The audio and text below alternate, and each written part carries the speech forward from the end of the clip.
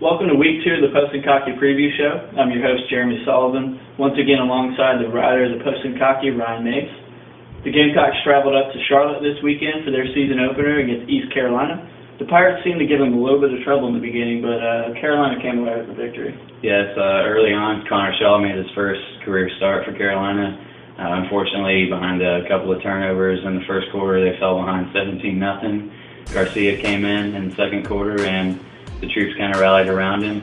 He finished the game with 2 rushing touchdowns and 1 more through the air to Ace Sanders, who also later on in the game had a punt return for a touchdown, which was the first one for Carolina since 2003.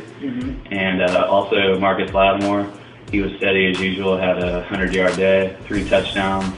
And Bruce Ellington also had a couple of looks out of the Wildcat and had a couple of nice kick returns. So overall, Carolina fared well throughout the second half of the game. Early on, they had the scare, but ended up on top. And we talked in the last week's show a little bit about the quarterback competition between Shaw and Garcia. Looks like Garcia got his starting job back after coming in the second quarter. Really, the team rallied around him, looked like. Yeah, he showed good poise and instincts. He was able to hit his receivers pretty consistently.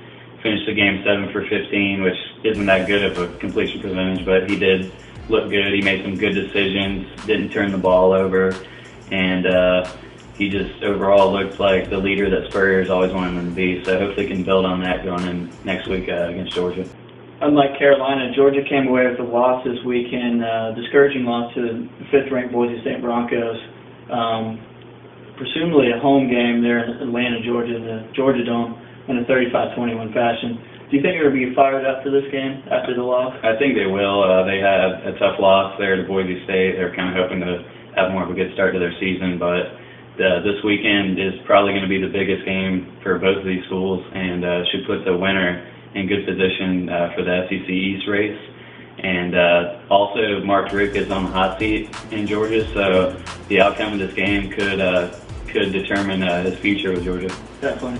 Now, what does Mark Richt and the Georgia Bulldogs need to do to take revenge for what happened here in Columbia last year? Well, I think first of all they're going to have to forget about last week. As you said before, it was a tough loss to start the season, but they're going to have a short memory about that and put it behind them and get ready for this week.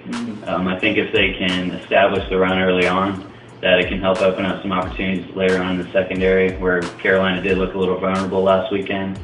And I think also they can keep Lattimore and the Gamecocks one-dimensional. If they can stop him early on and force the Gamecocks into some passing situations, then maybe Georgia can create a few turnovers and maybe take control of this game. Now, what does Carolina need to do to make sure that they're not having a long bus ride home? I think, first of all, they're going to have to score quickly and take the crowd out of this game because it is a hostile environment there in Athens. Between the hedges every Saturday, those fans get really riled up for their Bulldogs, and it's going to be tough for the Gamecocks to win down there. Secondly, I think they need to create some turnovers because that can always turn a game around. You get 1 or 2 interceptions, maybe a fumble recovery in a key spot in the game, and it can put you in a good position to win. Thirdly, I think they need to make sure they use a good mix of run and pass. Marcus Lattimore was their key to success last year. Every time he had a good game, it seemed like the Gamecocks were winning. And as long as they can keep him involved and use the short passing game, maybe get a couple of deep throws. Alshon Jeffrey's a good deep threat.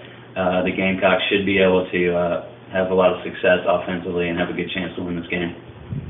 Now, this is always a close game between South Carolina and Georgia. Everyone knows that. But what do you see as the outcome of this game? Well, I think South Carolina wins the game. They're less than field goal favorites with Vegas. As usual, it's always a tight game. But I think the Gamecocks are going to find a way to win and really put themselves in position to make this a special season. I see them winning it 27-21. Well, there you have it. This has been the Post and Cocky Preview Show. For Ryan Mace, I'm Jeremy Sullivan. Don't forget to look us up on Facebook and follow us on Twitter. And tune in next week for the Georgia-South Carolina game recap and a look into the Gamecocks home opener against Navy.